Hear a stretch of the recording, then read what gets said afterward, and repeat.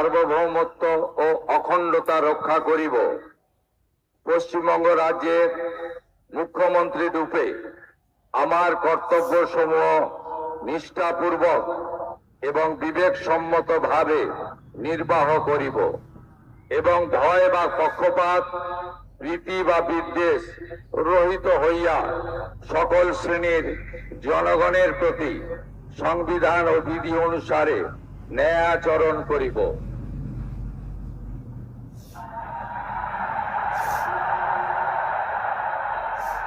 আমি